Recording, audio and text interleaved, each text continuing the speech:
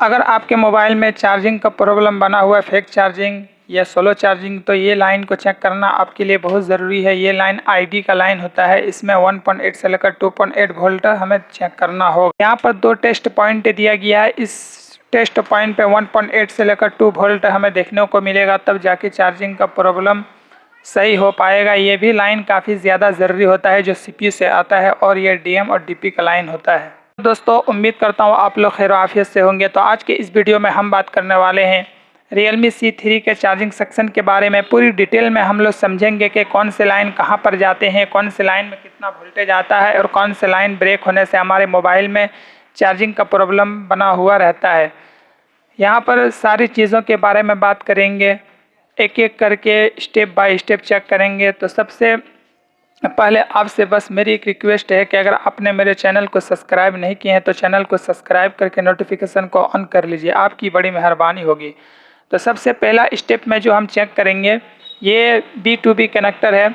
इस कनेक्टर जो है वो पत्ते के ज़रिए जो करंट हमारा 5 वोल्ट आता है, वो यहाँ पर लगाने के बाद यहाँ पर इस लाइन का एक टेस्ट पॉइंट दिया गया है, इसमें हमें 5 वोल्ट चेक करना होगा।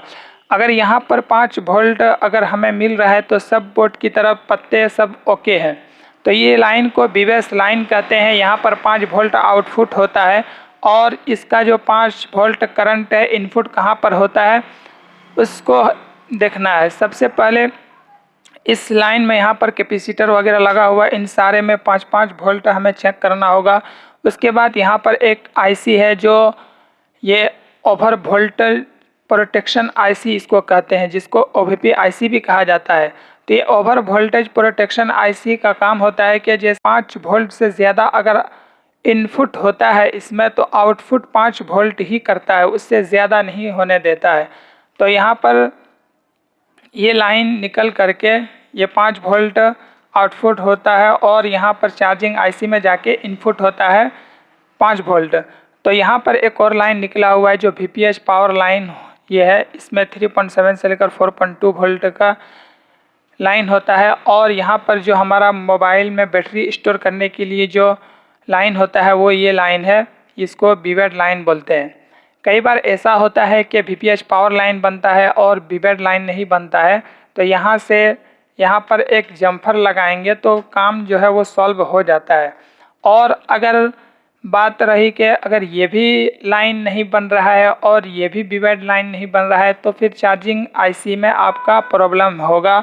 इस चार्जिंग आईसी को रिवॉल्व करेंगे, उसके बाद लगाएंगे। अगर नहीं होगा तो इसको बदलना पड़ेगा, तब जाके आपके मोबाइल में प्रॉब्लम सॉल्व होगा। अगर यहाँ तक आपके मोबाइल में सारी चीज़ें ओके, फिर भी अगर प्रॉब्लम बना हुआ है तो फिर हमें 3.7 से लेकर 4.2 वोल्ट यहाँ तो मिल गया। उसके बाद इस लाइन को चेक करना है कि यहाँ पर जैसे कैपेसिटर वगैरह लगा हुआ ये सब, तो कहीं आपका जो है मोबाइल में वो शॉर्ट या उखड़ गया होगा। सबको एक एक करके चेक करना है, 3.7 से लेकर 4.2 वोल्ट। तो इस लाइन में कहाँ जा कर के इनपुट होता है, इसको एक बार आपको चेक करना बहुत ज़्यादा ज़रूरी होगा। तो यहाँ से निकल करके ये यहाँ पर 2 टेस्ट पॉइंट दिया गया है।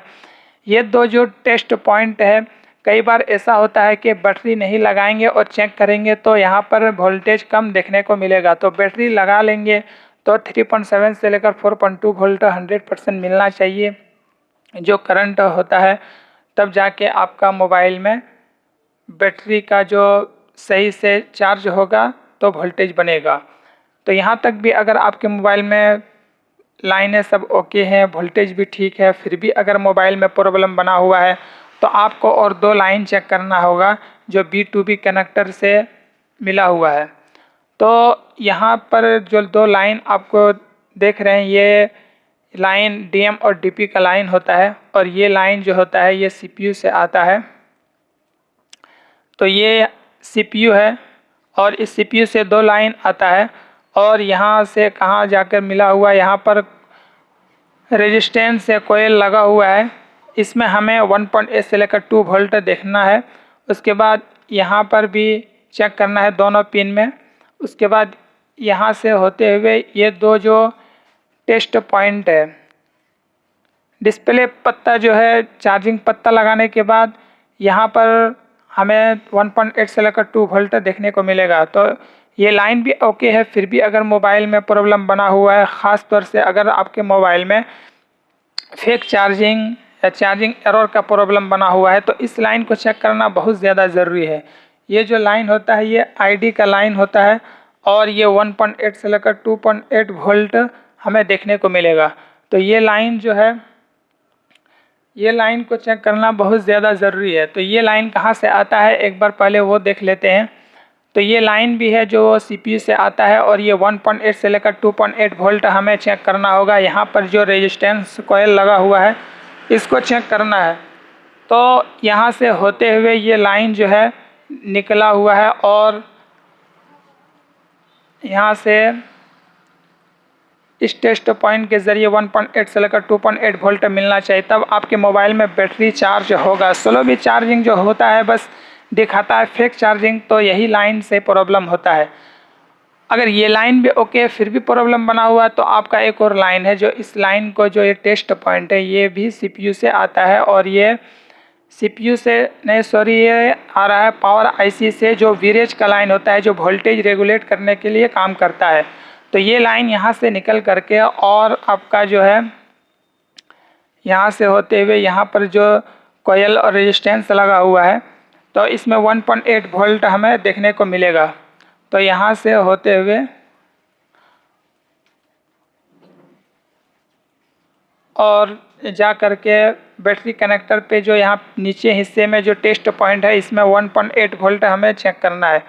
इन सारे लाइन को चेक करेंगे तो 100% आपके मोबाइल में प्रॉब्लम सॉल्व होगा। तो वीडियो अगर आपको पसंद आए तो वीडियो को चैनल को सब्सक्राइब करके नोटिफिकेशन को ऑन कर लीजिएगा, आपकी बड़ी मेहरबानी होगी।